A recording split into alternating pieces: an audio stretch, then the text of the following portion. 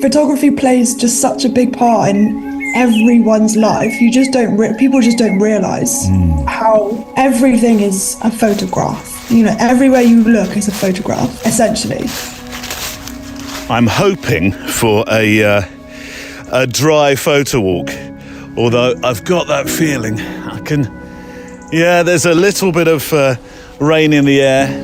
So Barkalot, second week in a row, is not with me this week. Barney's got the second week off.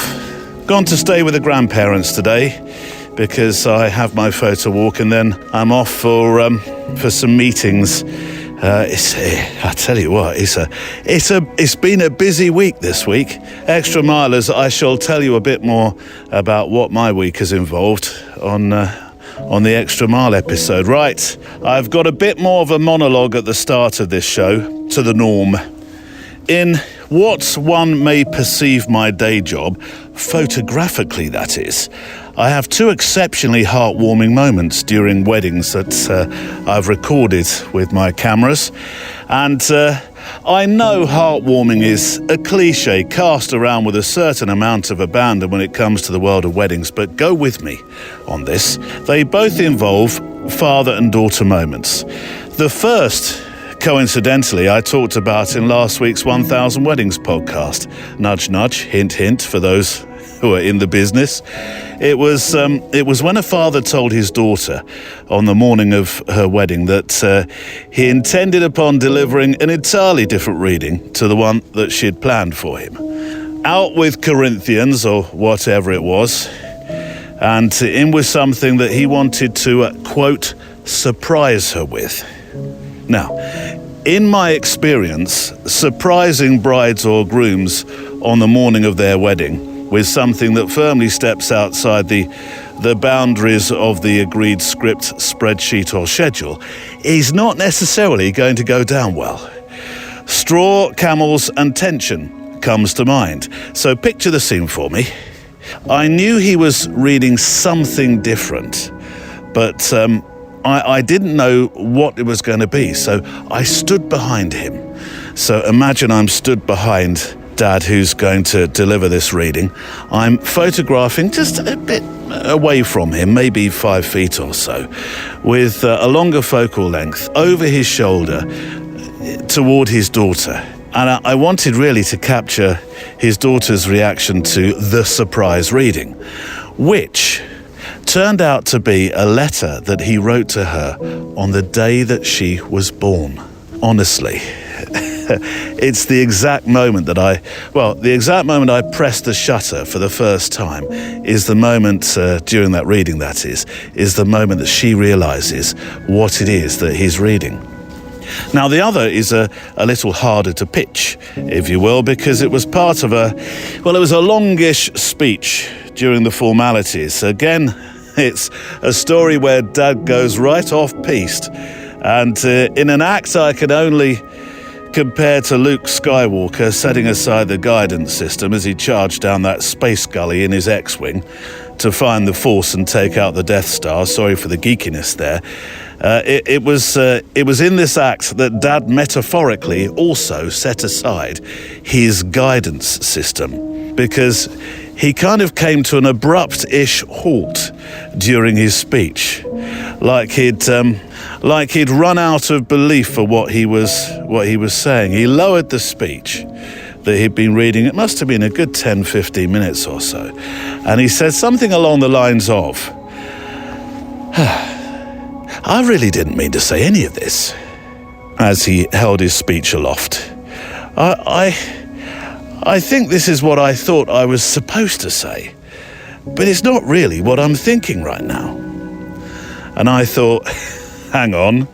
I raised my lens as the room fell silent, and he tossed his speech onto the table in front of him.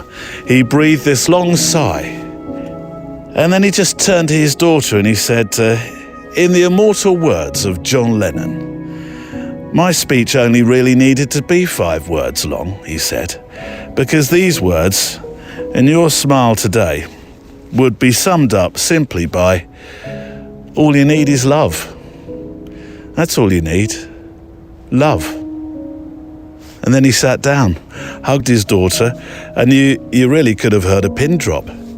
Or had he been there, you might have heard Paul McCartney just clearing his throat to remind everybody that actually he wrote that with John Lennon. It was a lesson in love, as Level 42 once sang, to feed my love of 80s music. And today's show is, well, it's a lesson in love and acceptance. And it's one that we're lucky in our family to have the best guiding light for our two boys.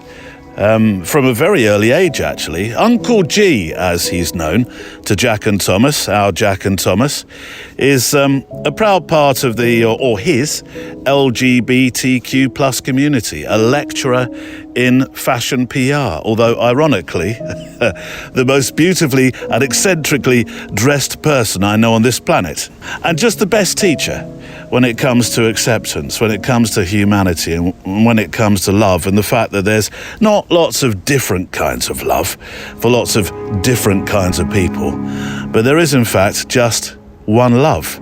See, I'm back to my love of music now, this time from the 70s. I'm truly in my happy place.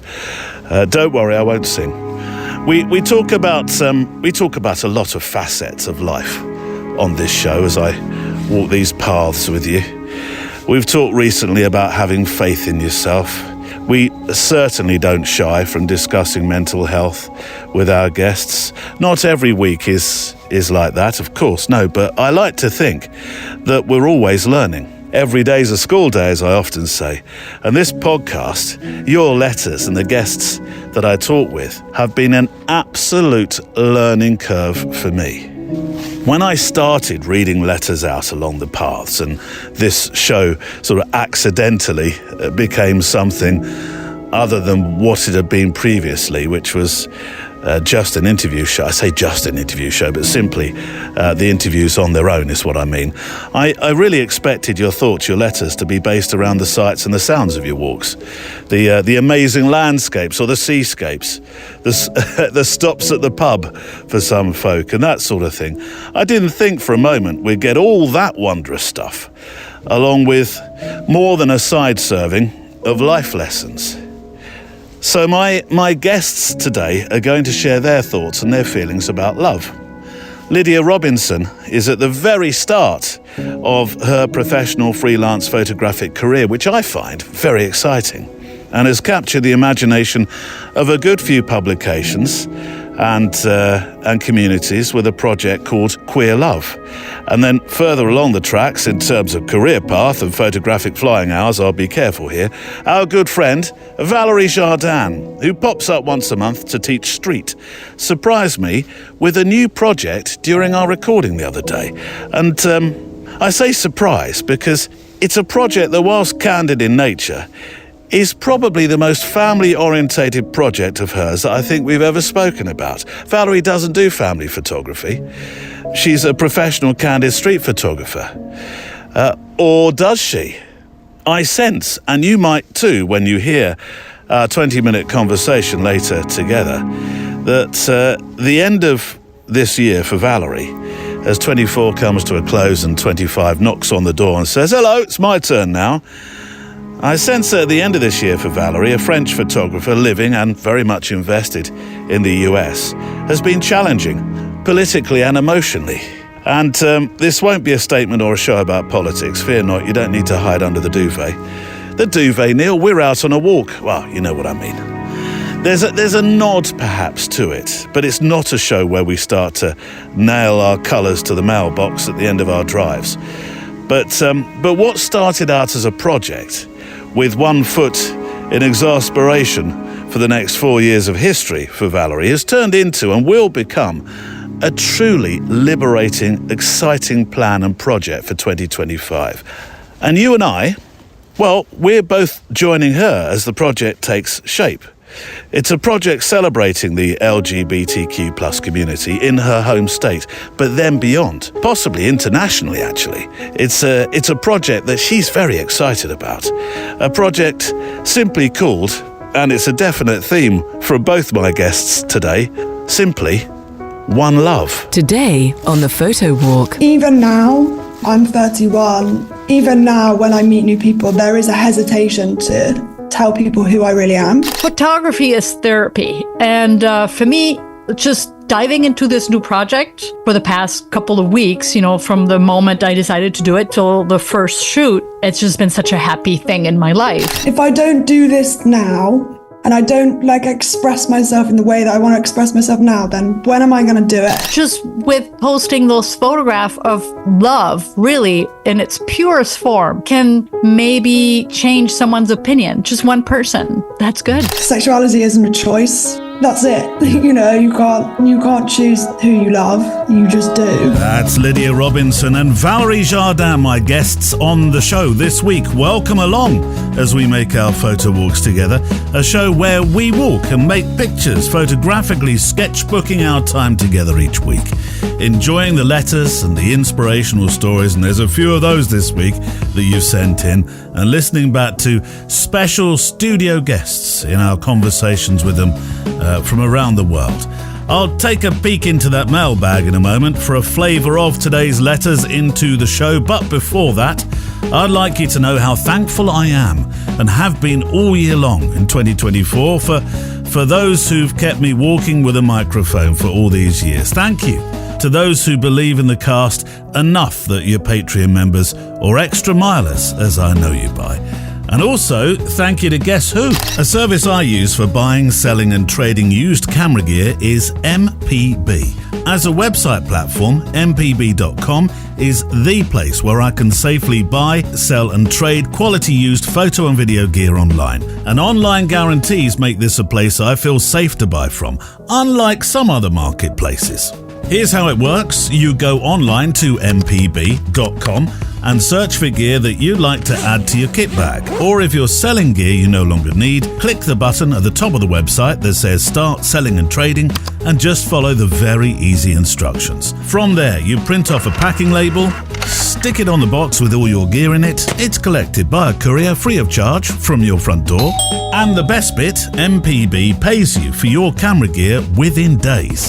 So join me and the hundreds of thousands of photographers every year in the US, Europe and the UK who know that MPB is the place to buy, sell, trade and create. Right, on the show today, J. Reed Gidez is living my dream. He's on Route 66. Cue the song, This Is a Place I Dream of Travelling. Then Shiraz Chanawala has started making 30,000 step walks after, a difficult family year, and has found the therapeutic process of photography both mentally and physically rewarding. Our man in Finland, that nice bloke called Pekka, introduces us to Harry Potter-like wizardry to get your files back, those times you delete the SD card by Levosa Accidentalis. Also, a new assignment lays in wait for you as we're now in December. Watch out for low-hanging Noddy Holder and Mariah Carey. And as I promised, Lydia Robinson has a why for anybody who, like me, procrastinates just a little bit too much. Right, shall we walk? Checklist out. Coffee, check.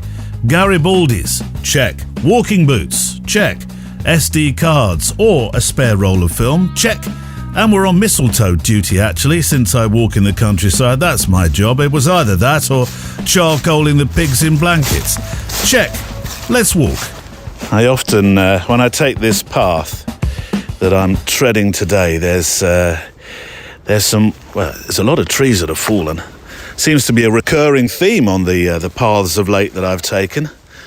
But this one has these wonderful, let me see if what I'm seeing with my eyes will be as interesting when it comes to photographing. Now, because I like you to hear me press the shutter, I'm going to have to do something, which is turn the sound on, because I was working on a particular, I'm going to call it a job. I was there as a guest, but it was also something, a task, a photographic task, that meant I had to turn my shutter volume right down yesterday. I'll talk about it on the Extra Mile today. Right, I've got the shutter noise back on so you can hear it. But I love these twisting little branches that I've got here from a fallen tree. 1/2/5 shutter speed, f2.8, 640 ISO, and here we go. Oh, Focus, focus. And there we go. I'll pop up your pictures, of course, on the show page, and some of the ones that I make as my sketchbook pictures as I walk the path during the show today. So as I said, yes, thank you for your letters. They've been extraordinary of late. Well, they're always extraordinary. I'm very thankful for the words that you write in, the stories that you share, the feelings that you share. And I'm starting with one from J. Reed Gidez on the subject of photographic journeys. Hi, Neil. There were 3 pivotal moments in my photography journey, apart from picking up a camera for the first time in 1964. The first was when I bought an open box X100T after reading about the great Fujifilm film simulations. I've been primarily a Canon shooter since about 1980, very brand loyal for whatever reason, but picking up that X100 rekindled the joy I found in photography, and I immediately went to my local camera store and traded in the rest of my Canon kit for an X Pro 2 and a couple of lenses. Oh, the Fuji bugger bit you hard. In learning about the brand and the system, I found a Fujifilm ambassador that hosted a series of workshops around the States, and I signed up for the Route 66 workshop in 2018. That was the second pivotal moment in my journey, and I discovered I loved shooting old and unusual historical things. I've already done 2 Route 66 drives, and I'm looking forward to another. Have you ever explored this fabled thoroughfare? Come on, read, my friend. I feel you are teasing me, because this is one of the themes I often talk about. Watch my lips, or read my lips. Isn't that it? Read my lips. I want to drive Route 66. Sing it, Neil. Go on, sing it. No, I'll spare you that. Actually, I'd like to ride Route 66, a Harley and a camera, which I know is all a bit 70s and 80s, but all the same, I'd love to do that. Aside from the fact that, you know, the only bike I ever rode, I managed to drop. So next to that, Reed, I'd happily drive it in an old truck with heritage and plenty of patina holding it together. Lots and lots of rust. Patina, Neil, no, rust, probably. I often talk about things in our house as having patina or character. Do we need a new carpet? No. Keep the old one. It's got character. Or patina. No, it hasn't. It's horrible. No, it's got patina, honestly. But, yeah, I'm fascinated by the ghost towns, which, again, I know has been a bit done, but all the same, places like, I was looking up some of the ghost towns on Route 66, and or off Route 66, as it would be now, as some of the new highways have popped up. Glen Rio is one that comes up. It's quite a popular one, popular search one, that one. Once a bustling stop on Route 66, thriving with diners and motels and gas stations, became a ghost town in the 1970s thanks to a new highway. And this is the town that then became the inspiration for Radiator Springs in the animation film Cars. Anyway, Reed, sorry, I've gone a bit off track. I've come off Route 66 on that one. But no is the answer to have you been. Yes is the answer to an invitation to go, he says, looking at you. Nudge, nudge. Pivotal moment, Neil, number 3 happened during a Valérie Jardin workshop in Normandy in 2022. The group had been wandering the picturesque seaport of Kayberg, and after lunch, our instruction was to find a scene that Valérie had never seen. That's a bit unfair, Valérie. A scene that you've never seen or imagined. Is it possible? So after a brief panic, after all, she grew up here and leads workshops all the time here, I quickly came to the realization that I needed to change how I looked at the world, especially through my viewfinder. I needed to see differently. And now I do.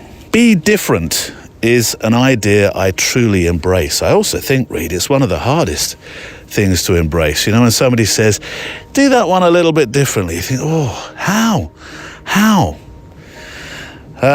My previous career, says Reed, was in television production, working for CBS Sports, 3-time Emmy winner, he says in brackets. and a host of other shows and events. My word, Reed, this is like being amongst royalty. 3 times Emmy winner. I think my bronze life-saving swimming badge at Hartford Lido has just been trumped, so to speak. That was all great, says Reed, but I do think I like this picture-taking endeavour the best. Anyway, thanks once again for your kind words and encouragement and taking the time to read this. My very best from Reed. If you have a picture to send in and are gently nudged by anything that you hear today, by the way, send it, like Reed did, to stories@photowalk.show. You don't have to be a 3 times Emmy Award winner. I've set the bar rather low with my bronze life-saving badge that I got aged 11. I never got to understand, by the way, why I never went further than bronze. I did the bronze and then that was it. Anyway, I never got to understand why you had to do the whole thing in your pyjamas. Probably that's what put me off. Why are we doing this swimming badge in pyjamas? What's the relevance? Put your PJs on, jump into the pool, get on with it. But Reed, thank you for your letter. Your fantastic letter. I will leave a link to your incredible work, and I'll possibly put up a few of your pictures, if you'll allow, on the show page as well. Love the stuff that you've done, your adventurous photographs as you've made your way along Route 66 and other places. Yeah, truly envious I am, truly envious. Neil, that's not a nice trait. Oh, I mean it in a positive, creative sense. Through everything, here we stand, hand in hand, I'm yours. Right, before the first of my 2 guests today, here is a letter that goes with his entry into last month's assignment. The word was connection. You'll remember that was the word you were asked to make pictures about. It being December, we'll have a new assignment for you very shortly. This is from Shiraz Chanawala, and I shall have the picture that he's talking about, along with a link to Shiraz's work, on the show page today. Hi, Neil. I'm so glad I found your podcast about 6 months ago. I've been listening to your 2024 episodes at 1.7 times speed and can't wait to catch up on the rest. I look forward to your new episodes every Friday, and I'm very proud to be an extra miler. Thank you so much. I'm not sure about the listening to me at 1.7 times the speed. I must sound like Mickey Mouse. My early demo tapes, Shiraz, were... well, they all very much sounded like I was speaking at 1.7 times the normal speed. I listen back to them, I think, were you on helium? For the past 13 years, says Shiraz, I've lived with diabetes. And this year my father sadly passed away due to diabetes-related complications. The final year of his life was difficult, as he spent much of it hospitalised, battling various infections. And determined to avoid a similar road, I began a weekly walking routine. This is very much, it accompanies, in terms of why you did it, or why you're doing it, the interview I recorded with New York photographer Joe Madsen about his book called Bloodwork a couple of weeks ago. Each weekend, I walk over 30,000 steps from Borough Market to East Finchley in London, meeting my mum for coffee at Cafe Nero. During these walks, I carry my Leica Q3, finding great joy in the therapeutic process of photography. And while I don't consider myself a skilled photographer, Shiraz, I'm looking at you over my spectacles right now. I'm particularly fond of this photo that I've attached. It captures a lad in a striking green raincoat, striding out, his gaze meeting mine, and I believe this image aligns perfectly with the assignment theme of connection, as the boy's eyes engage directly with my camera lens. Hope you appreciate the photograph, the street photo. See, connection, I think, was a super subject matter set out as the assignment this month, the one-word assignment. I'm thinking about the assignments for next year. I think I'm going to continue with them. I did... a couple of weeks ago, suggest that I might have a slightly different idea, but I think I'll continue with the assignment for one more year. Now, I'm going to take a photograph. Shiraz, bear with me. I'll come back to your letter. It's just I've got to a particular part in this path. I love this. It's winding ahead of me. The golden leaves have remained with us. It's quite a mild day, actually. Have remained with us. And can I... You know, sometimes when you see something with your eyes, you've said this before, Neil, I know. Okay, so I've put myself slightly behind some bushes here to just create a bit more depth in the photograph. Otherwise, it's just a path ahead of me. What should we go for? F5.6. I'm on my X100V. 1600 ISO because it's getting a bit, it's not getting a bit, it's a bit dark today. 1/2/5 shutter speed, and there we go. The path ahead. Let me just pick up your letter, Shiraz. Where were we? Yeah, see, connection, and the connection you're talking about. It's been a great subject matter this last month for our one-word assignments. So, yeah, the assignments will continue. Whether they are one-word assignments or not, I don't know. We've only done 12 one-worders.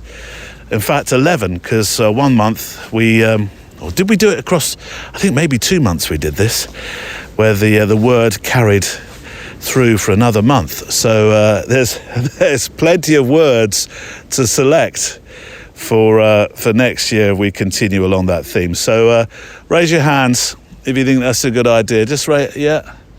And come on, my other listener. Are you listening? No. Okay. What do you think of the idea? What idea? The idea of having the assignments for another year. I'm just saying raise your hands if you put your hand up. Good. Okay. All right. We'll do that for another year. Right, this week's first guest is Lydia Robinson. Now, at the start of next month, I do want to do my yearly What Are Your Photographic Plans for the New Year show. My own seem to be wrapped in sound as much as pictures. We have some pretty big names on the way in 2025 as well. But the one thing I've endeavoured to do this year, something that I'll continue to do next, and something that I remember Sean Tucker on his philosophical YouTube channel talking about, is bring new names to the fore, names that you may not have heard of or be so familiar with. I think that's a strong part of this show as well. People that are photographers that are nearer the start of their photographic journeys, because I'm truly inspired by those that are forging their creative paths. Lydia Robinson is a name that kept popping up as I researched the photographers making waves in the British LGBTQ plus community, associated with very important publications like Gay Times, recognised very well actually for one particular project that we'll talk about, a story that involves a train journey, an email, and plenty of, happy tears. Bit of a spoiler alert, you know me for that. And I think our 20 or so minutes conversation meanders nicely along the lines of why Lydia shoots film, how her life has gone from opening the back of the camera at the wrong time to a career in waiting. I apologise in advance for a story I think I must have told you at least twice, about the Russian wives and a cab driver on London's embankment. I'll pop $1 in the pot for repetition, but there's plenty of context within our conversation. So here's a new friend to the show, Lydia Robinson. And, P.S. Lydia's why, at the end of our chat, another spoiler, is a lesson to all who may procrastinate, I count myself in this club, about anything in life. So that's a spoiler for which I do not apologise, because you must hear it. And Lydia, if you do not make your why into a bumper sticker, I will. Here is Lydia Robinson. Lydia, I think it's really exciting that we're not completely at the start of your journey, because there's so much of your photography to see, and we'll talk about it and share it, of course, on the show page with your links today. But it is kind of near the start in professional terms, isn't it? Next year it's Project Freelance, isn't it? How does that feel? Are you excited? I am excited. Technically, I went freelance a couple of years ago, but I ended up in a full-time contract job so working in an office. So I'm technically freelance, but this is the biggest jump I'll be taking, where I won't be doing any contract work and working in an office. I will be solely focusing on photography to create a career out of it. So yeah, essentially this is the big step. I thought I made a big step a couple of years ago, and then I just fell back into kind of routine. Well, it's the comfort thing, isn't it, in many respects? So I was talking to my wife about this, and she said, oh, do you know, sometimes it would be nice to be a little bit more 2.4, but that's not really you. And I think the pinstriped express of a morning would drive you bonkers.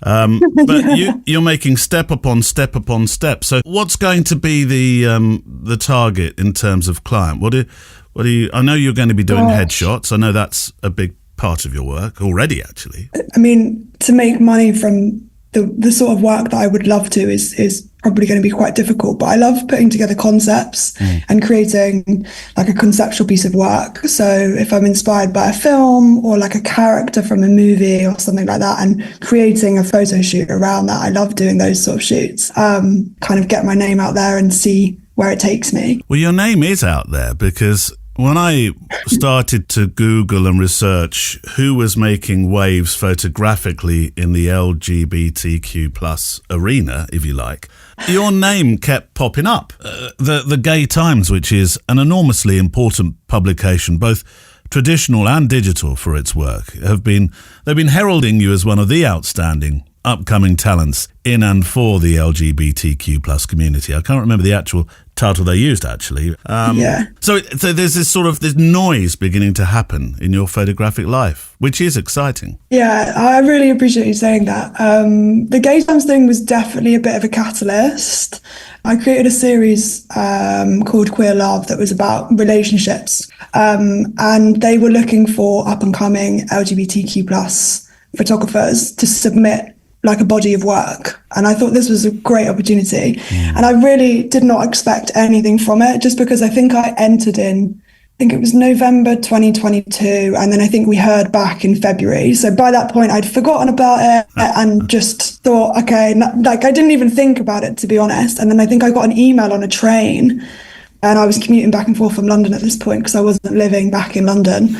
And I got the email, and I was totally shocked that I could have possibly been awarded. Did you let everybody else on the train know, by the way? I think I was almost close to tears, just because it felt like a real kind of timestamp. Yeah. I remember that moment for a really long time, that feeling that you get when something that you never expected to happens in a really good way. And I think there was it was a quite busy train, and I remember just being completely in shock and like looking out the window at the train, feeling like I'm in this movie. Like, is this really happening? So, and yeah, a lot of things have come because of that. We talk a lot about film on this show. You are a big proponent of the use of film. Are you going to be able to embrace that with the work that you want to do? Yes, I think my goal is to continue to predominantly be a film photographer. Yeah. I started on film. I picked up a film camera in COVID, and that's how I got into photography. I picked up a really old, not very good point and shoot at my mum's house when I was living there through COVID, and started taking the first roll of film that I got developed was completely blank because I kept opening the back, and I didn't know that's not what you're supposed to do. And then it was kind of like, okay, I really want to give this a go. Yeah. This is when Colour Plus was £4 on Amazon, and now you're looking at £9 at least. Yeah. Well, I'm watching my son go through the formative stages of his photography GCSE, and I'm hoping above hopes that he will say, we're doing film. So far, that's so exciting. Well, it hasn't happened yet. So I feel like that's kind of, I mean, unfortunately, I didn't study photography at school. We didn't have that as an option. And I didn't go to uni and study photography. Yeah.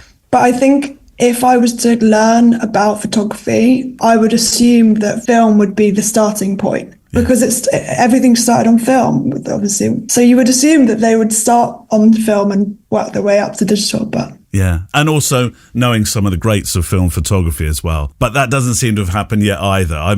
When I mention some of the great names, just sort of testament at mealtime, I might as well be saying some of the music stars of the 70s and 80s, for which you'll say, Madonna who? Who's Madonna? I know. We've had that conversation only quite recently. Anyway, look, today's show being called One Love, it's a celebration of the universal understanding of love, regardless of identity and sexuality. Tell me about Queer Love, because that's your project, isn't it? What motivated you to focus on documenting queer relationships and the LGBTQ plus community in your work? Yeah, I can't remember specifically when I had the idea for it. The first couple that I shot was a friend of mine called Paddy. They're non-binary, and I met them when I was in advertising. And I met them and their partner Jess, and I just felt like I wanted to tell the story of queer relationships and how important it is for representation, how important it is for inclusivity. And this was when I just started film, and I was thinking, what can I do that's interesting for me that I can incorporate film with? And there's kind of like such a nuance and just an intimacy that you get with film photography that you don't get with digital. And I just thought I'd just ask them if they would be interested, and they said yeah. And I shot them in their hotel room. I think they were going, it might have been an anniversary, I can't remember specifically. And I just went to their hotel room for about 20 minutes and took some photos of them and did a voice recording so I could get a kind of little sentence each of how it feels to be in queer relationships. And from there, I thought, okay, maybe I can make it into a bit of a series. I then did a shoot with my friend Dan and his boyfriend at the time, Reese, and we went for a walk around Clapton, along like a little park area, and we took some photos on the park bench, which is where they had their first date actually. So that was really special to them. And Reese lived nearby, so when we went back to Reese's, we had a cup of tea and I did the voice note and got kind of their perspective of their relationship and what it means to be queer. And I wanted to take photos of people in spaces that felt important to them as well. And Corey and Annalise, they were in a long distance relationship, and we were shooting in Battersea Park because Annalise was only here for a week or so, and it was like a really nice time for them to be around. It all just orchestrated itself in a way. It all just happened. You being part of the queer community, that obviously helps with the project? Yeah. It definitely helps, because I think the couples felt probably more at ease having their photos taken in an intimate way by someone that's also queer and that also kind of relates to them. And for me, it was kind of in some ways quite validating for me to get those photos back and to really see love in queer relationships and go, it's vast, it's so big. A lot of the things people were saying were similar.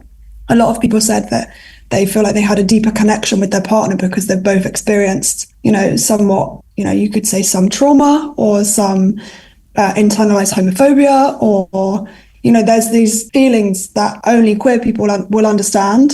So for me, it was validating to kind of listen to that and go, oh, wow, I felt like that too. Or I know what that feels like. So some of the stories would have been about pushback, surprisingly, even from close family and friends. Yeah, I think that, unfortunately, that comes with just being part of the queer community. I think even now, I'm 31, even now, when I meet new people, there is a hesitation to tell people who I really am, being totally transparent. And I think it's just within your nature as a gay person, you often find yourself kind of pulling back in a way. Masking, perhaps? Masking in a way, yeah.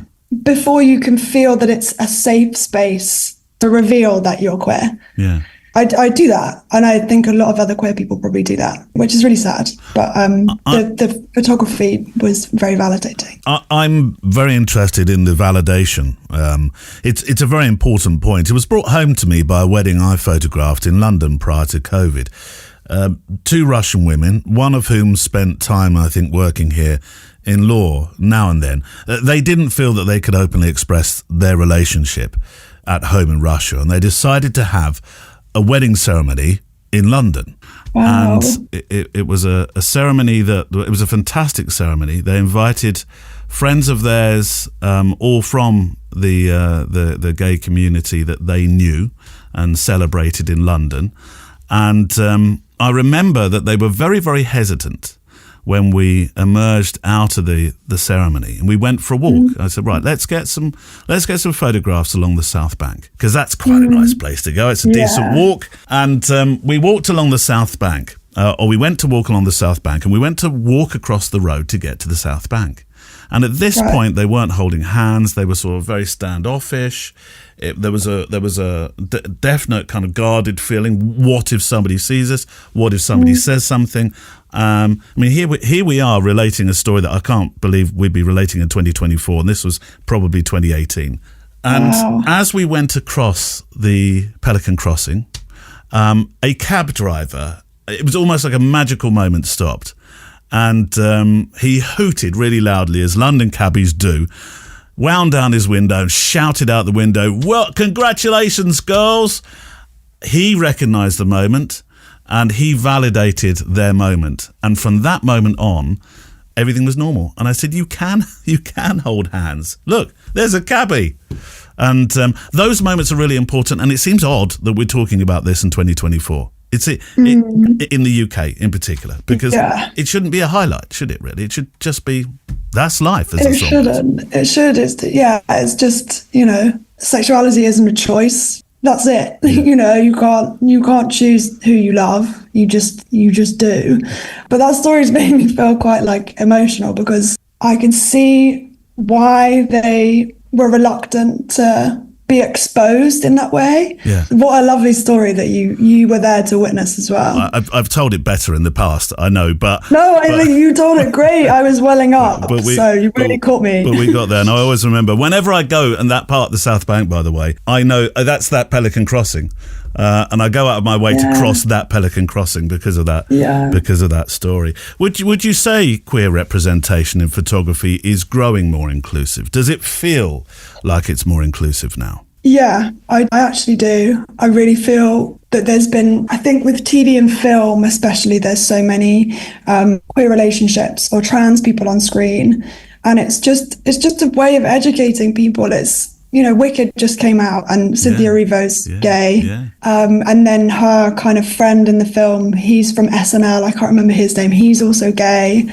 And I just think it's those things, and casting nowadays is just so much more inclusive. I am an actor as well, so yes, I know, yeah. Acting and photography kind of live side by side in a way, and I think they feed into my work a lot. So yeah, I think representation across photography and film and TV, it's just impacting everything. Like creative industries are all kind of coming together, and it feels great. It feels really good to see. Well, I had that question on my sheet to Lydia. There were just one or two more questions down, which was, how has the acting made a difference to your photographic work? You've sort of answered it, but the two can work very well side by side, cheek by jowl, can't they? And with your headshots and working with actors, it seems an obvious marriage in many ways, doesn't it? Yeah. So I started in theatre, and that was like my first love, essentially. I never would have thought I'd got into photography. It was never on my list, and it just happened.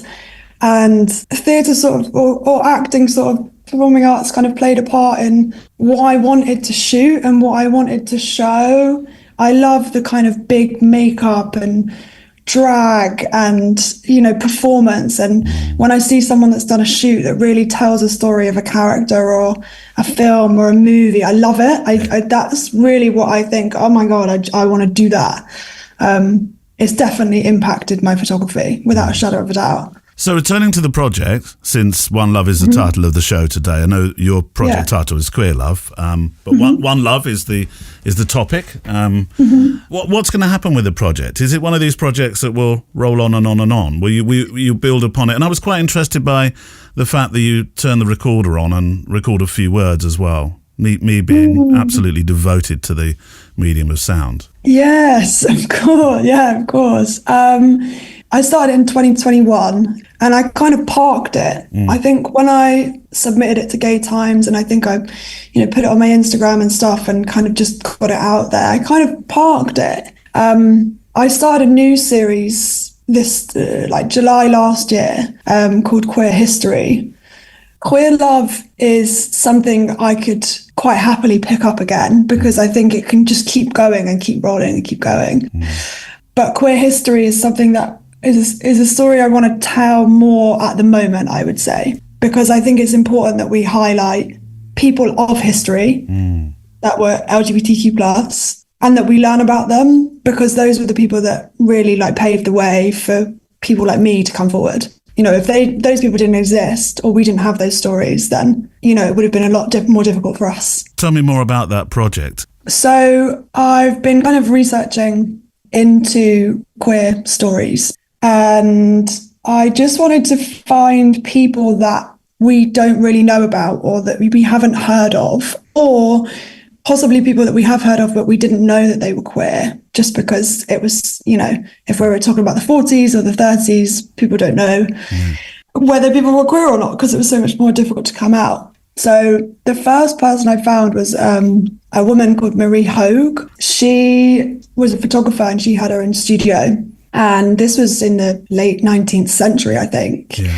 And when she died, they found photos of her and her partner, her photography partner, of them dressing up in masculine clothing and doing things at the time that men would do, like playing card games, smoking, dressing up in mustaches and masculine clothing and uniforms and stuff. And it hit me, and I was like, I've never heard of this person, but people should know about these people that have lived these experiences. And I think that's just kind of made me think, okay, what can I do with this? Who can I highlight, and who can I like shine a spotlight on and say, look at this queer person and all that they did. It's fascinating. Do you have any other stories that you're researching at the moment? Yes, so there's somebody called Willie Ninja. Right. And they were an American choreographer, and they were kind of essentially the birth of voguing as an art form, as a dance form. Yeah, as a dance, yeah. And I'd never heard about them. I'd never known about them. But voguing now, you see it everywhere. It's in music videos, it's in you know, film, it's in TV, it's everywhere. And it started, you know, in New York, I believe. And it's such a big dance technique, and I would love to highlight that. It's interesting, we've sort of come full circle round to Madonna again, haven't we? With the hit We Vogue. literally have. It's interesting, this one, because you're right at the start of your photographic freelance journey. Not completely your photographic journey, but your photographic freelance journey. So I think for that, 2025 is going to be a very exciting year. We should get together again at the end of 2025 and I would love that. And see how the year went and what's happened. Oh God, please! I'm praying I'm not going to be back in an office. We're going to get to the end of the year, and I'm going to go, If you're on the Pinstriped Express, you and I are going to have words. I know. But I'm going to ask you this question I ask at the end of every single interview. And I'm hoping that even at this early stage, you'll have a photographic answer for it. What's your why? What is your why? If not now, then when? Is what I would say. So I think I say that because if I don't do this now, and I don't like express myself in the way that I want to express myself now, then when am I going to do it? You know, when is the right time to really pursue that? And photography plays just such a big part in everyone's life. People just don't realize how everything is a photograph. You know, everywhere you look is a photograph, essentially. You know, when you're on the tube and you're looking at posters, when you're looking at books, when you're looking at your phone, Instagram, everything is a photograph. And it's like, okay, if I don't do this now and I don't tell my story now, then when am I going to do it? And my sincere thanks to Lydia Robinson, who I know will be hearing, well, I hope we'll be hearing more from over the next year. In 2025, with all those plans for the new year. So yeah, I mentioned photographic plans. Here's the formal part where I request to know about your photographic plans for 2025. Our friend John Anderton, we were speaking on we have a live Zoom show once a month, first Tuesday of the month. And John Anderton on the Northern Hemisphere meetup that we had was talking about his plans for 2025. Now, John came on the photographic retreat to Scotland earlier. I say earlier this year, it was only a couple of months ago. It was in September. And one day, it was nearer the end of the week, he came into the room and he said, I was putting on my socks, my walking socks, which we've now reframed or renamed his Zen socks. I think he called them his Zen socks, because while he was putting them on, ready for the day ahead, he said, I had a revelation. It was like putting the socks on, a light bulb went on. And I thought, I'm going to leave my job earlier than planned and go full on into a photographic project. And the photographic project that he's going to go full on into is the stories he wants to tell about Birmingham pubs, which have their, Brummy pubs, like pubs from different areas, have their very own characters. And so he's going to start photographing that project properly in 2025. I couldn't work out, John, I'm teasing you a bit here, whether this was more a social excuse than it is a project. I'm just popping down the pub. I need to do a portrait. Oh, do you, John? Okay. But yeah, I like the idea, and I'm looking forward to seeing those pictures and that project as it progresses. But what's yours? What's your photographic project, your photographic idea for 2025? Now, it doesn't need to be grande cappuccino size with chocolate sprinkles. It can be a tiny espresso gulp, and it's gone-sized one. Whether it's 400 pictures in size or just, 4 pictures in size.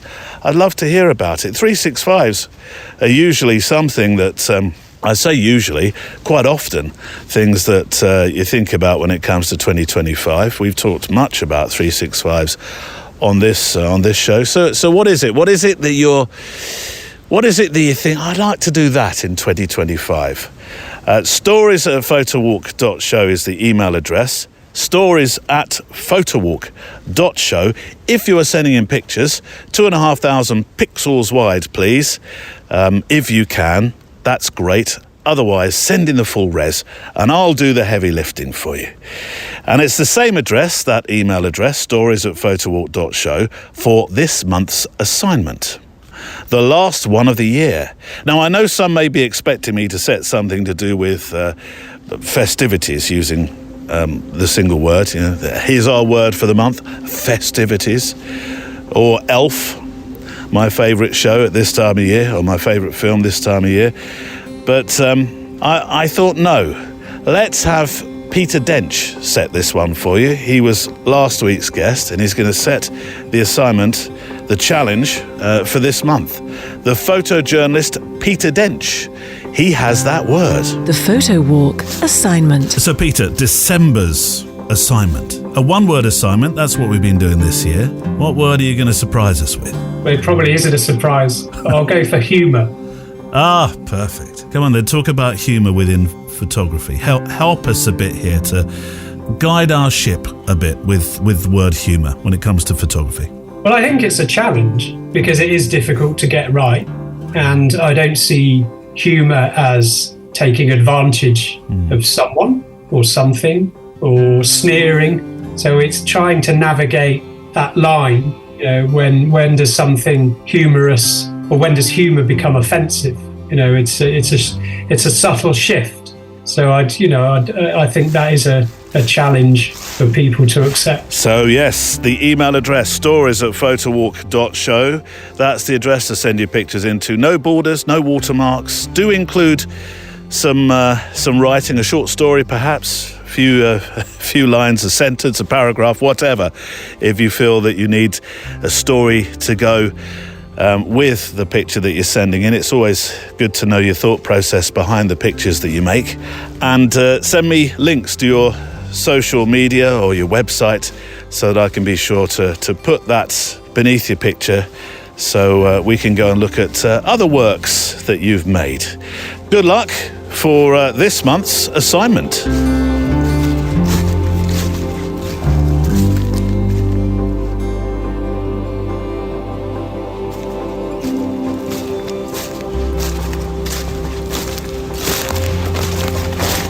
Right, here's a letter in the mailbag from Pekka, P-E-K-K-A, from the wonderful senseofnothing.com website.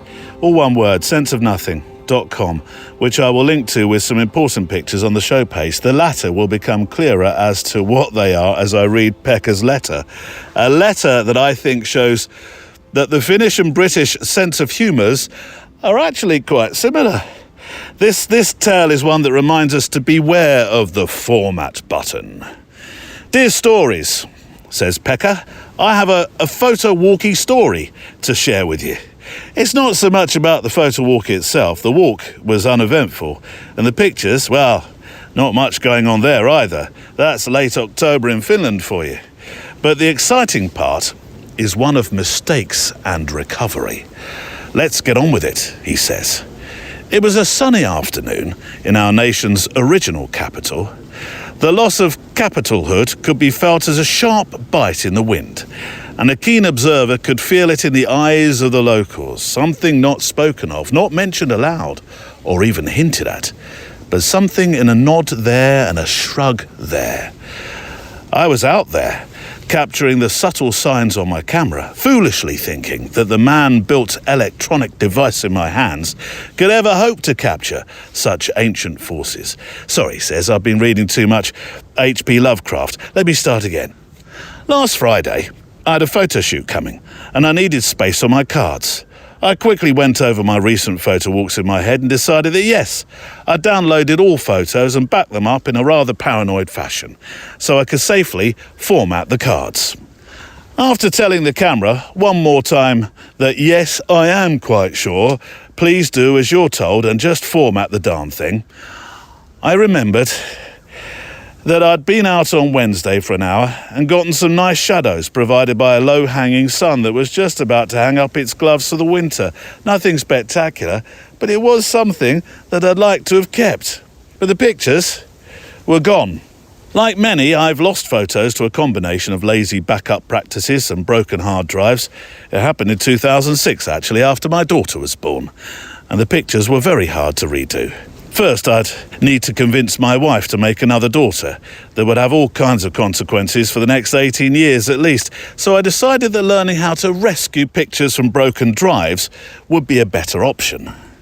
After a lot of reading and cold sweats, I got all of them back. I vowed I'd never lose a picture to faulty hardware again. No, not me. I'd never done this with an SD card, so I was a bit unsure. And I gave my computer the magic incantation PhotoRec, and 20 minutes later, hey presto, I had all the pictures from the said Wednesday back. And more, actually. I had pictures from 2 years back. Pictures of things lost forever, I thought, in the ever-flowing dark river mankind foolishly calls time. Before, by the way, I continue, Pekka, I have to say, I love your writing style, and B, that PhotoRec thing sounds like a Harry Potter-esque spell to get pictures back, doesn't it? Eh? Photographic wands at the ready, deletum reversus. Or if that doesn't work, try the wonderful pixelus reparatum. I was surprised, says Pekka, to find really old photos as well, from at least a couple of dozen formats ago. It took a little digging to find only the ones I wanted, as the file names and directories were all lost. But I did get the photos renamed and sorted by EXIF date. And Robert was, indeed, your father's brother. 2 things I need to learn from this. 1. Next time, check before formatting. Don't try to remember, just check. And then, maybe don't sell your SD cards even after formatting them. Now, that's a very good point, especially when you think how far back your pictures, well, the pictures that you were able to find again, how far back some of those went. I know a shop, actually, Pekka, that sells old postcards and photo stuff. I love it. It's not too far away from me. It's in an old antiques arcade. And there's postcards and old photos. Oh, it's fantastic. And it's not that long ago that they had a box of old CF cards and some SD cards. Imagine what you might find. I mean, come on. Imagine what you might find. What's that, Harry? Obscura reculum. And poof, look all that history on those cards from people you've got no idea who they are. Is that a game of Twister somebody's photographed here, or one of those, in inverted commas, cheese and wine parties? I never trusted cheese and wine parties. Anyway, says Pekka, that's my ominous tale with a happy ending. I'll attach a couple of the pictures recovered. Properly heavy lifted, I hope. Thanks for the podcast you do. I'll get back on the Patreon once the financial situation improves a bit. Your monochromatic friend, Pekka, from senseonothing.com. The Sense of Nothing website, by the way, is a perfect example of a website and work that's right in my wheelhouse. It's a website full of the curiosity of life. And your writing, as you've just displayed there, is wonderfully witty. Let me quote a line from your diary on the website. Since it's all about sense, sense of nothing, it says, people are probably the worst species in sense making. They invent concepts that they can't make sense of, like mortgages or plastic plants. This is distinctly different than anything dogs do. Well, you're right. I think, Pekka, with a fine letter like that, you've earned a couple of episodes of The Extra Mile. Actually, I shall have them wrapped badly by myself in recyclable paper. Have you seen my wrapping? And then shipped to you courtesy of a pigeon wearing a flat cap. Stand by. It's coming soon. Should be with you by Christmas 28. If fair winds and white-tailed eagles allow, of course.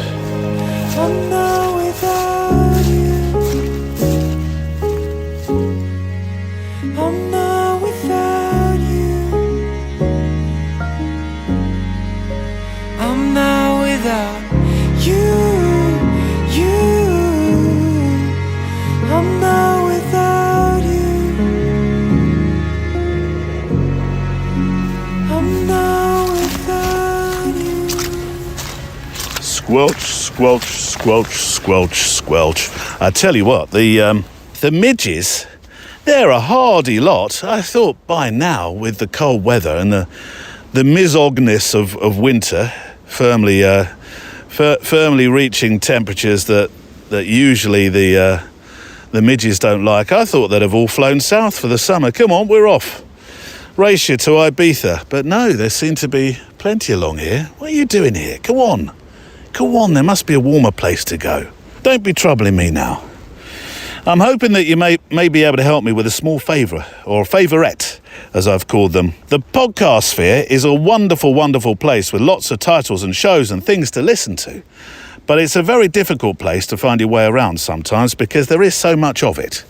So if you like what you hear, please could you help me by making this podcast not the best kept secret or guilty pleasure, maybe. Could you just take 5 minutes out of your day today to share our show, our little show here, on your X feed or a Facebook group, or send the URL from the show page to a friend who's into walking and photography. Tell some folks at your camera club, or maybe shout it out loud in the coffee shop, although they will look at you a bit oddly. There's two ways to do it, either on the share buttons of each show page, or, as I said a moment ago, by simply sharing the website. If every person listening, now this sounds like a challenge, Neil, it is. If every person listening was able to do this just once a month, it would grow our community and certainly help sponsors to support us for the future of this show. Just once a month. Yes, and that includes you, the other listener. Yes. I know, you've done it once, have you, in the last 4 years? Well, that's not enough. Once more, please, at least. Write a short letter with the feel of, oh my, hasn't this arrived at the right time for the Northern Hemisphere where winter has said, pack your raincoats. The accompanying pictures will be on the show page. It's from our friend in Germany, Matthias Fox. Hi, Neil. It's me again. Well, it's good to hear from you. I found a series of photographs that I thought you might like. I got a new camera, Nikon Z8, or Nikon, or Nikon, depending upon where you are in the world. Very nice. A Z8, or Z8, and I was keen on checking it out. The day I got the camera, the rains arrived and fell heavily, and the dark evenings had also arrived. So shooting one-handed, since I carried an umbrella in my left hand, I managed to take a walk through my small hometown and got some shots I really like. Maybe this could serve as an inspiration for others, since many people think of photography as an endeavour simply for the good weather. Not our lot. Matthias, we've got some hardened photographers in this group here, in this community. I love a rainy day, Matthias, as the song goes. I really do. But yeah, you're right, though. There are those days where people think, oh, I'm not taking my camera out today. And you proved with your photographs that you can get some cracking stuff. I mean, look at the fabulous lights from the shops and the street lamps, the rain falling. And there's an energy in that. It's just wonderfully inspiring, I think. And I have to say, as I was looking at your pictures, I was thinking, oh, Matthias might have a point here. What about a nighttime photo walk? Bring some rain as well. That'll add that'll add even more. Well, I was going to say mystery to it, but not necessarily mystery, unless, of course, I was walking on Bodmin Moor. Oh, there we go. There's an idea. A nighttime photo walk on Bodmin Moor in the dead of night on me Todd. Actually, no, I think I'd need you to come along with me for moral support. You must have heard of the beast of Bodmin Moor, surely. But I do love the pictures. I will put them on the show page. I love the picture in particular of the yellow post boxes against the night and the rain. Just perfect, really. It really is. Thank you so much for those. Right, my second guest. I talked of Lydia Robinson setting out on her career. Valérie is, a few decades in now, with plenty of photo walk flying hours logged. Here's our Valérie, usually talking street. But this time, she's announcing something new. Photographically, she's come in from the cold for a project called One Love. This is a project, Valérie, that's had perhaps two different titles. The first one more political than the second one, and I know we're not going down the former road. But like when ideas mature and they change and they grow and they develop, you've now got something I think you're very, very happy with. We're right at the start. This is going to be interesting because it's going to be a bit like last year when we were talking about centenarians. And then within a year, almost to the day, there it was, a book, an exhibition and all sorts of things. So It's lovely to join you right at the start of this.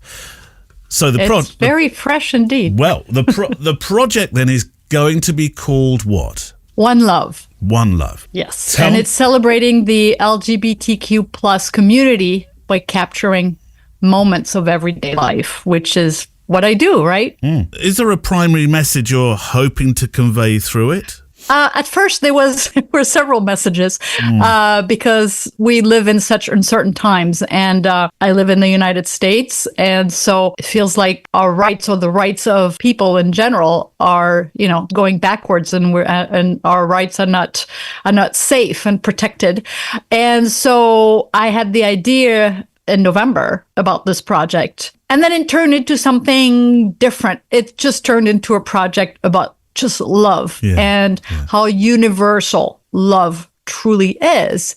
And it's really an exploration. It's an exploration of love, connection, authenticity. I just went with my heart like I do for everything else, and decided overnight to start this project. And then I started the ball rolling by contacting my network of friends locally. And I just did the first shoot this past weekend. Well, I've seen the pictures from it. We're going to talk about the technical nature of it because you spoke with me about it being a slightly more, I think the quote is cluttered shoot. We'll come to that. So why focus on everyday life within the LGBTQ plus community? Is it because of this, what you just said? And I don't want to make this a political conversation. No, it's something I've had in the back of my mind for a while. And every winter, I start a new project, and I can't sit still for like 2 minutes. I know that. So once the 1 century was done, although I'm still shooting for it occasionally, I'm just not going to do the research anymore. They're coming to me now, but I needed to do something completely different. So I thought, well, let's just explore this. And at first I wanted it to be about love, yes, and celebrating this community, their diversity, their resilience. But at first I wanted to talk about their fears. and, in light of what's happening in this country. Then I decided, no, this is so normal. This is so beautiful. It's love is universal. It's going to be just a project about everyday moments. Yeah. And then I actually felt better about it, because photography is therapy. And for me, just diving into this new project for the past couple of weeks, from the moment I decided to do it till the first shoot, it's just been such a happy thing in my life. Yeah. And so I'm going with it. Yeah. And I can't wait. I'm so excited. I'm meeting new friends in the process, and sharing really beautiful moments, sharing photographs with them that they probably wouldn't have, because again, it's really the candid approach in their own environment, and nothing is posed, nothing is staged. It's really being a fly on the wall, like I do all my other projects, but it's really applying my street photography skills in a portrait environment, basically. When you start a new project like this, and I always think the first subjects that come forward, the first people that you feature in such a project, are probably going to be some of the most precious, because they are the ones, they are the trailblazers for the project in many respects, because it's their photographs, actually, practically, that will be shared most when you have other people that say, well, what's it about, Valérie? Can I see some stuff you've done? So they inevitably become, as your first centenarian did, a really, really important, precious part of the project. Tell me about the family that you found, how you found them, and then we'll talk about the shoot itself. Yes. So through a friend who said, hey, I know this wonderful couple and their daughter, and they said they're interested. So that's how I met Jen and her wife, Megan, and their daughter, Josie. So I knew nothing about them until I walked into their homes. Oh. And to make things actually more difficult, it was nighttime on a very, very cold -20 centigrade November evening. And at night. So I like to have window light. I shoot this in black and white, available light only. And I thought, well, there'll be, lamps, and it's okay. Well, let's just test the X106 and see what it can do in really, really low light. Wow. It was very, very low light. Yes, they were lamps, but not like evenly spaced or anything. So it was difficult. So I said, well, what can I photograph? What do you guys do? And so she said, well, we're going to have a game night, family game night. Yeah. I said, okay, that's perfect. Don't do anything different for me. Just do your thing, and I'll be like a fly on the wall, like I did, for the centenarians for the most part. Yeah. And so they were on the kitchen table playing a game of cribbage. I don't know if everybody knows the game of cribbage. I once played it. And then I started taking pictures, but everything was very tight. And I'm shooting at 23, which is a 35 equivalent. Yeah. And I was thinking, okay, the room is just not big enough. I need to back up. And so I wanted to get all of them together, but I just could not, the way the space was set up.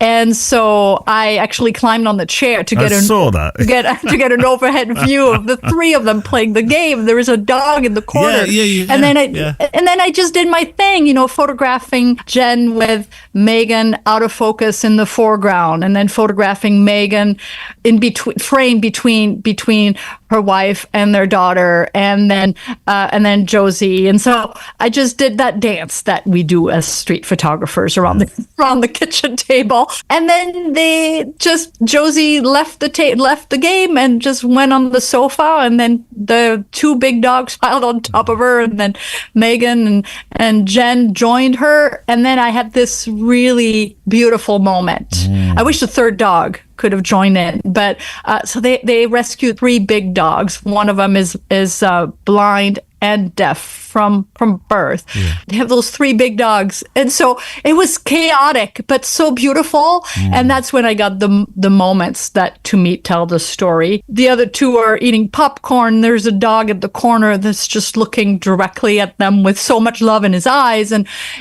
I had the moment. So yes, the room was dark. I was at 6400 ISO f2. I mean, 1/60th of a second. But, you know, I just did what I had to do and hope for the best. And so it was very special. What's their story, Valérie? What did you learn from them, about them? It's a beautiful story, and I can share it here because Jen said you can share whatever you want. Please do. 15 years ago, Jen had decided she was going to be a single mom, and so she went through the process. And then she met Megan, who at the time lived in Japan, and they fell in love. Few trips back and forth, and then Megan never left. She's American. She never left again. She moved back to the US to be with Jen, and by that time Jen was pregnant. So they had this instant family together, and Josie was born just a few months later. And then when same-sex marriage was legalized in Minnesota, they got married, and they live in this beautiful warm house in Minneapolis with their 3 rescue dogs. And so really a beautiful story of love and things that come together and serendipity, just the way I love them. And so it fits, I think, the photographs that I captured that evening. And I was there for 45 minutes. You know, it's about knowing how to, it's a challenge for me. I take it as a challenge. And so not knowing where I'm going to end up, not knowing how difficult or easy it could be. You know, daylight would have been nice, but once they said we'll meet at 5 p.m. and it's dark up here at 4:30, I'm like, okay, we're going to have to work with whatever lamp is available. And I just went for it, and I had so much fun. It appears to me that this is very, I've not shot a lot, but this is very similar to when I've shot day in the life stories with families. And I'd never thought to use, let's get tech for a moment, if you don't mind. I'd never thought to use the X100. I know that plenty of photographers use different flavoured cameras listening to this podcast, but bear with me. The X100 is not one that I thought about using, perhaps for a couple of reasons. Number one, it's a single slot. And I've sort of got this thing in my mind that I have to turn up to a job with. Everything's got to be double, twin slot. And I'd never considered the X100 as a camera that I could possibly use in an environment such as this. You clearly have. And it's worked fantastically. Technically, because you're shooting at 6400, that's high. And here comes my techie tech question. I've noticed of late that and I think you use Lightroom, don't you, to edit? Yes. Are you using the ability to clear up the raw files? This new AI. I don't shoot in RAW. So I jump without a safety net. This is in camera, JPEG, black and white. You are the Cirque du Soleil of photographers. You're on the high wire. Okay, so these images look so clean. Yeah, I know. And I mean, definitely there is a big improvement between the 5 and the 6 for low light. And it has the image stabilization feature as well. Yeah. I mean, at one point I thought maybe I'll have to go to 1/30th. I'm like, no, maybe not. No. Because then, they started playing, and then there was a lot of motion blur, which is totally fine. I love that in the hands. But then I didn't want all the faces to be in blur either as they were turning their heads and things. So I just, shot more. I put it in a 3 burst, because when you're in low light, slower shutter speed, the burst will definitely help. But I don't do like a burst of 10. I go down to 3 because I don't want to look at too many pictures. So yeah, but when you're in this situation, all I need is one photograph to give them. I'm shooting this for me 100%. I don't have to please a client. No one's paying for this. I'm giving them the photograph that turn out and for them to keep, but it's all a personal project. So it works, it doesn't work, nobody gets hurt. And so I'm so relaxed going to these. There is no pressure. And that's really important, because I haven't shot for a client in about 13, 14 years now, since I started the workshops and everything. And so not shooting for clients, you only shoot for yourself. So you never feel that pressure to deliver. I'm the only person I need to please. So that's the beauty of being a street photographer. We do this for ourselves. We don't do this for clients. I've not seen you shoot family stuff in this style before.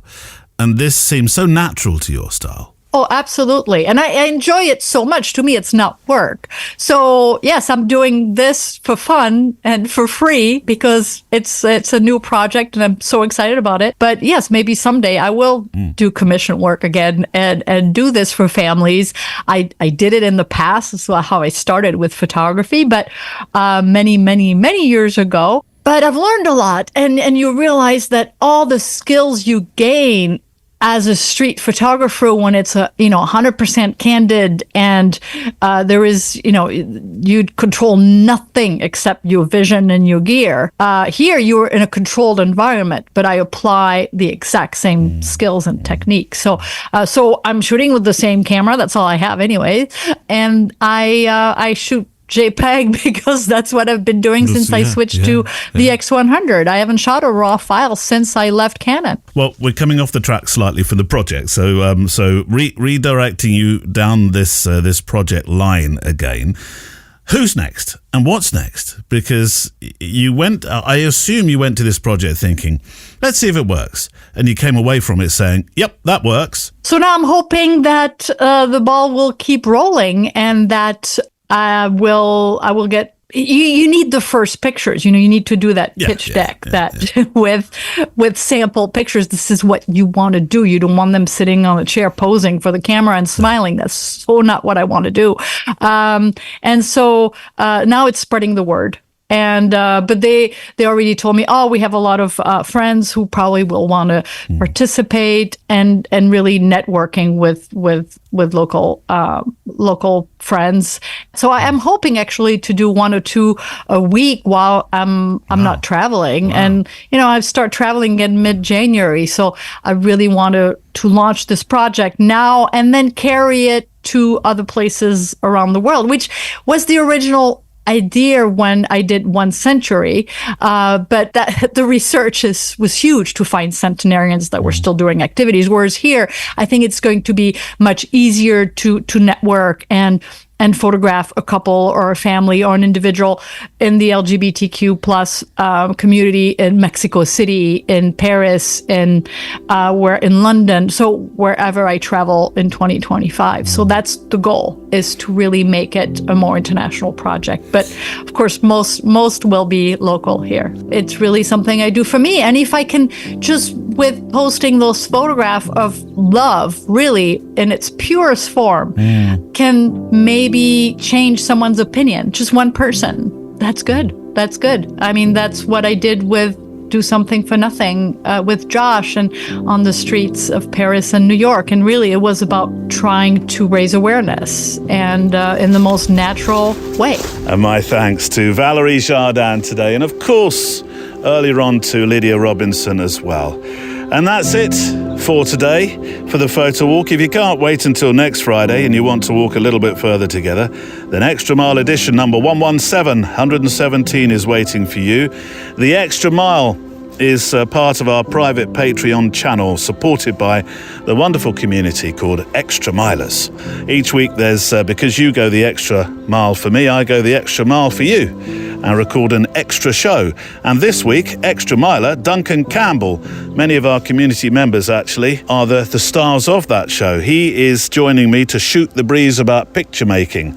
And here's a taster of what's waiting for you right now. On this week's Extra Mile. It all came together when I was deployed to Kosovo.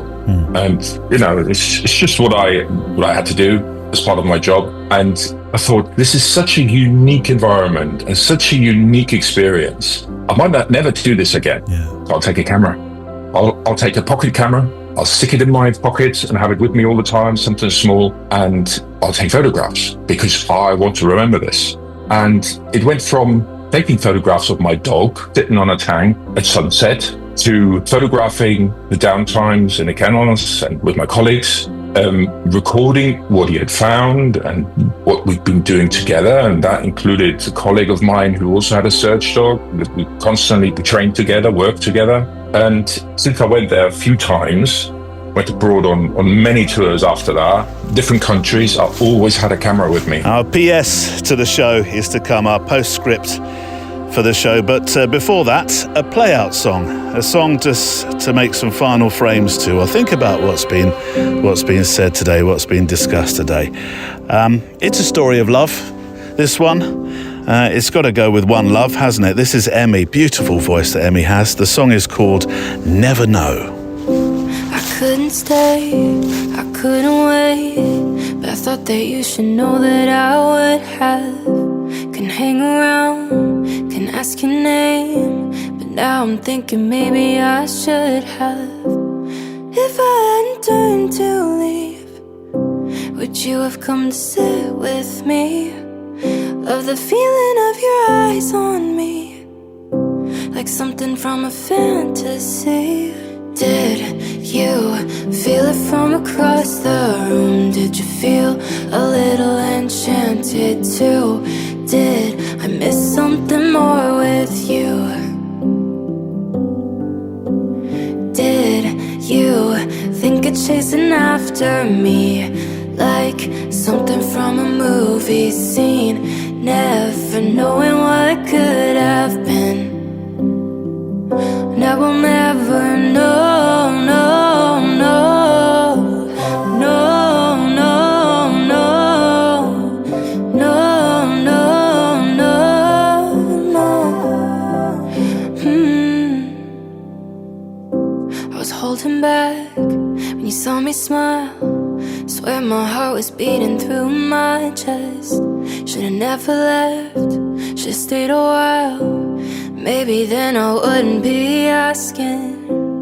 If I hadn't turned to leave, would you have come to sit with me? Love the feeling of your eyes on me, like something from a fantasy. Did you feel it from across the room? Did you feel a little enchanted too? Did I miss something more with you? Did you think of chasing after me, like something from a movie scene, never knowing what could have been?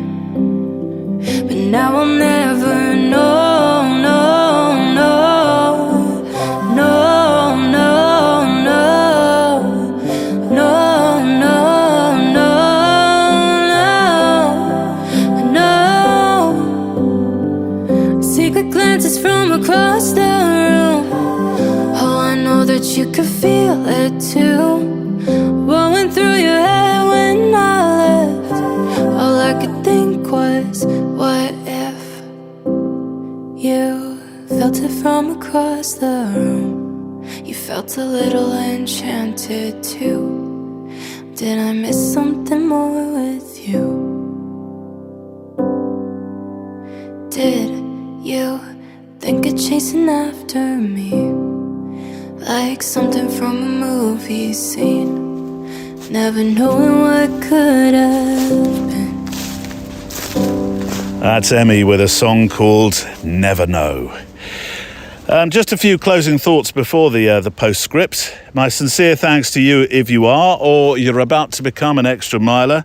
We'll keep building this, say it with me now, wonderful community of kindness in the photographic and walking world together. A safe place to share our thoughts about this thing that we love, photography. My thanks to Neil Ford, who looks after IT, so I don't have to. The place would be in a hell of a mess if I did.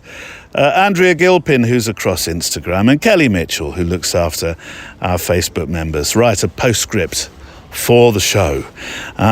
We have 2 more weeks of... It is 2 more weeks of December shows, isn't it? Yes, 2 more weeks of December shows, and then I'm taking the last week of the month off because if you look at the dates and the way they fall this year, I think the only photos I'll be making will be family ones that week. So I guess really a PS about love, as the show has been called, One Love. But it's a quote actually. It's also for you. And my other listener too. Yes, Gould knows why I bother with them. They're lagging behind me at the moment on the path just along there, cleaning something off the bottom of their shoe, moaning about the fact that I suggest you should look up to find magic in the trees, the canopy above you. with your camera. Anyway, yes, this is to thank you for your letters and the time that you've spent with me this year. I've really appreciated it. I genuinely love making this show. It takes a lot of the week to make.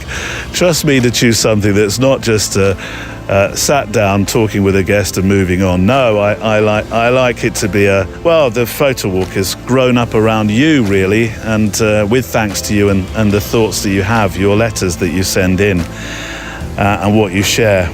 So yes, thank you for that. Thank you for this year. And at times like this, I like to bring out that well-known writer on love and gratitude and wisdom, who knows much about free-spirited thinking, none other than Winnie the Pooh, who said, "A day spent with you is my favourite day." So today, well, this is my new favourite day.